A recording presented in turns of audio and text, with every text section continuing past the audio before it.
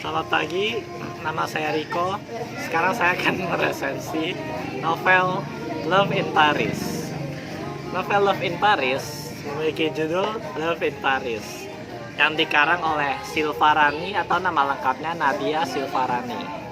Diterbitkan oleh PT Gramedia Pustaka Utama. Diterbitkan pada tahun 2016, cetakan pertama. Tebal buku yaitu 216 halaman. Dan setelah saya cek di beberapa sumber, harga dari buku ini adalah kisaran 50.000 sampai 60.000. Selanjutnya, ini adalah novelnya, bisa Anda lihat covernya. Selanjutnya saya akan membahas tentang Silvarani atau Nadia Silvarani selaku pengarang buku Love in Paris. Silvarani lahir di Jakarta pada 6 September. Setelah menyelesaikan kuliah di sastra Prancis UI dan magister komunikasi di UI, dia menjadi penulis buku non-fiksi, novel, dan skenario film.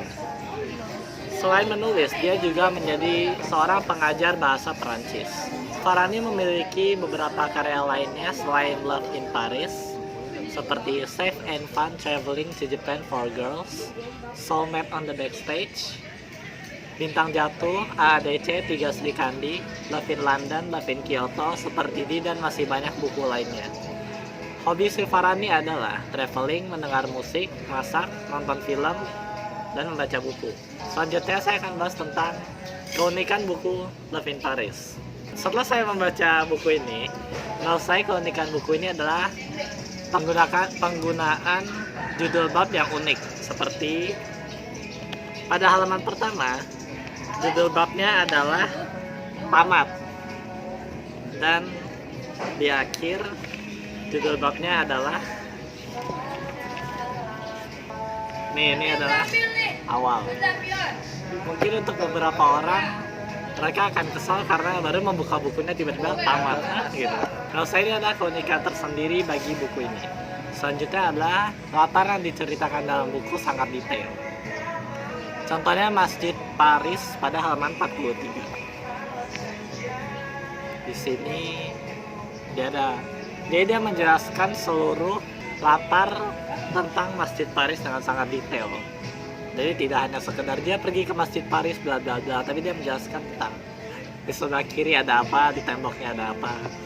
Lalu tentang Museum Louvre, saya nggak tahu bacanya apa, mungkin Louvre, di halaman 65. Sebenarnya tidak hanya dua itu, tapi saya hanya mengambil dua contoh. Di halaman 65 ini dia menjelaskan Museum Louvre ini dengan detail. Di dalam Museum Louvre ini terkenal dengan lukisan Mona Lisa dan piramida. Selanjutnya, menggunakan bahasa Perancis dan memberi artinya di catatan kaki. Contohnya di halaman 11. Mari kita lihat. Seperti ini. Di sini ada, bukan bonjour ya bacanya ini. Bonjour. Bonjour. Bonjour. Di catatan kaki dia memberi arti dari setiap bahasa Prancis. Jadi kita tidak bingung dengan apa yang dikatakan. Selanjutnya kita masuk ke tema buku. Tema dari buku ini dari yang sudah saya baca adalah tentang perjalanan Sheila atau Sheila bacanya untuk mencari tahu apakah Paris itu tragis atau romantis. Jadi biar saya ceritakan sedikit. Nanti saya di bagian sinopsisnya. Kritik untuk saya, kritik dari saya untuk buku ini, mungkin catatan kaki bisa diganti dengan dalam kurung. Karena saat saya membaca, misalnya saya gini, terus saya harus melihat ke bawah dulu untuk mau tahu artinya. Jadi menurut saya itu sangat ribet ya. Selanjutnya, kesan saya saat membaca novel ini adalah sangat menyenangkan. Bukan maksudnya ceritanya menenangkan ya. Maksud saya bisa merasakan apa yang dijelaskan dalam novel. Seluruh emosi yang ingin ditampilkan bisa saya putar dalam otak saya. Selanjutnya saya akan memberitahu Anda sinopsis dari novel ini dan mungkin saya akan menceritakannya sedikit. Jadi pertama, sinopsisnya adalah akhirnya Sheila bisa berkuliah di Paris. Namun Sony, pacarnya, tidak mau menjalani LDR Jakarta-Paris. Dengan patah hati, Sheila meyakini bahwa Paris akan menghadiahkan hidup dan cinta yang baru. Kemudian, Paris mempertemukannya dengan Leon, sahabat kakaknya semasa SD. Namun, Leon telah berubah menjadi orang asing yang menjalani hidup khas kota besar.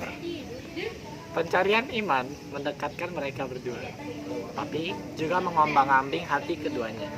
Haruskah Sheila kehilangan cinta lagi? Mampukah gadis ini bersabar menunjukkan jalan lurusnya pada Leon? Ya, jadi seperti yang sudah saya bilang tadi, setelah Sheila pindah ke Paris, dia bertemu dengan Leon. Dulu dia sangat mengagumi Leon dan bisa kita bilang dia menyukai Leon. Namun setelah melihat perubahan Leon, dia mulai seperti ingin menjauhi Leon.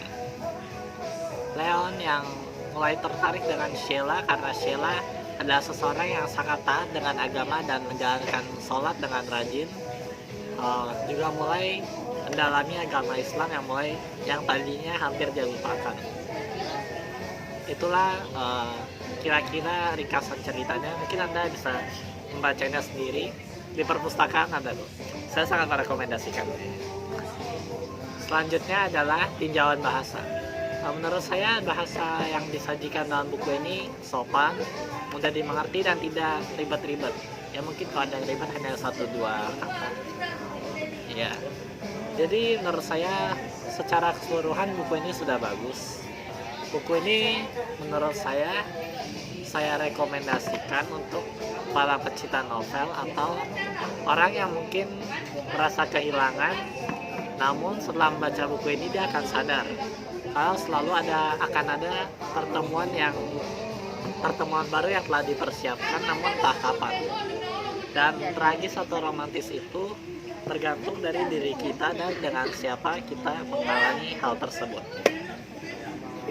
Oke, selanjutnya saya akan meresensi buku Diet Stalking.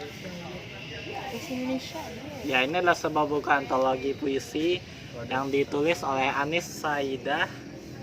Lalu buku ini adalah cetakan pertama pada Februari 2017, diterbitkan oleh Diva Press yang merupakan anggota IKAPI. Tebal buku 124 halaman dan harganya 40.000. Kita beli di sebuah toko buku di Kampung Melayu.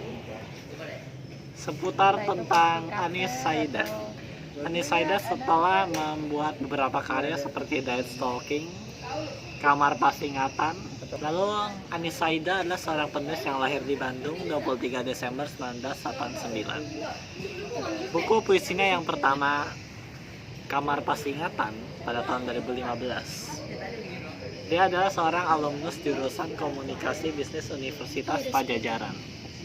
Puisi Anis Saidah pernah dimuat dalam What's Poetry, antologi puisi Festival Penyair Internasional Indonesia 2012. Lalu di Tuah Tarano Ape, Bunga Rampai Cerpen dan Puisi Temu Sastrawan Indonesia UI. Di Kamar Mandi, antologi puisi penyair muda Jawa Barat. Selanjutnya, setelah saya membaca puisi yang ada di sini, saya telah memilih 10 buah puisi. Ya. Dan saya akan memberitahukan Anda makna-makna dari puisi tersebut. Kita mulai dari puisi berjudul Resi pada halaman 33 sampai 34. Ya, tidak usah saya bacakan, Anda bisa membelinya sendiri di toko buku kesayangan Anda, karena saya merekomendasikan buku ini kepada Anda. Puisi yang berjudul Resi menurut saya adalah tentang cinta itu tidak harus melulu kita pantau. Ya. Lalu puisi Delcon pada halaman 35 sampai 36, Delcon itu ada delete kontak. Ada sebuah puisi tentang cinta yang dirasa hanyalah bualan dan tak serius, terkesan dipaksakan. Selanjutnya adalah puisi Sis Tak Jadi Mencintaimu Gan pada halaman 37 sampai 38. Menurut saya puisi ini adalah tentang dua orang yang saling mencintai dan mereka mengetahuinya. Puisi selanjutnya adalah Tak Ada di Peta halaman 39. Menurut saya ini adalah sebuah puisi tentang cinta yang dipaksakan, padahal pada kenyataannya mereka berdua tak pernah saling mencari atau ingin saling mengerti. Selanjutnya ada dispensasi pada halaman 40 sampai 41. Ini menceritakan tentang kamu boleh mencintaiku tanpa merasa kekurangan, tapi tolong jangan hianati aku. Ya kira-kira seperti itu. Selanjutnya adalah candaan buruk tentang cinta yang sempurna. Halaman 42 sampai 44. Ini adalah tentang ini jadi ada apa saya bilang ya? Seperti 1 2 3 4 ini ada 1 2 lalu ada 3 ada 4. Saya memilih yang kedua. Ya, Anda bisa baca sendiri, beli jangan lupa. Pinjam juga boleh.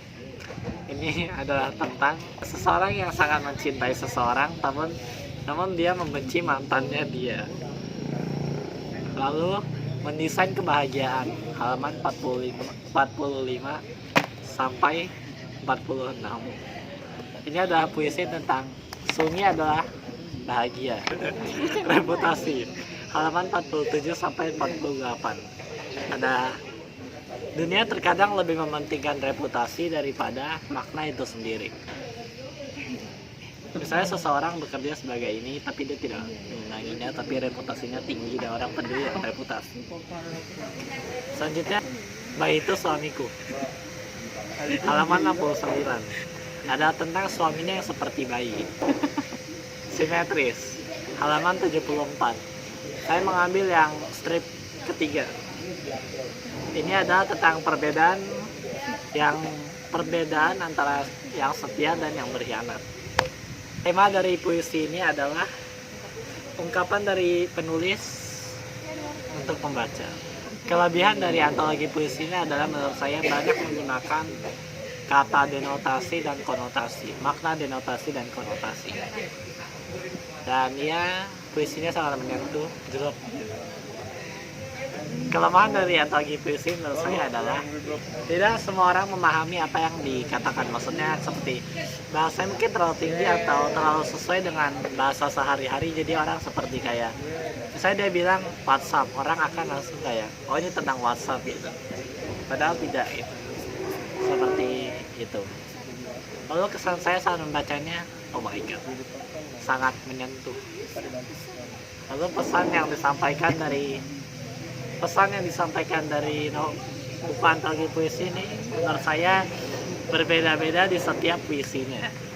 Jadi masing-masing puisi memiliki pesannya tersendiri. Selanjutnya ada tinjauan bahasan. Menurut saya tinjauan bahasannya itu banyak menggunakan kata denotasi dan konotasi, konjungsi, dan juga bahasannya baku dan tidak terlalu rumit. Ya seperti bahasa sehari-hari. Saran saya untuk penulis terus berkarya. Sekian resensi novel dan buku antologi puisi dari saya. Terima kasih. Bye.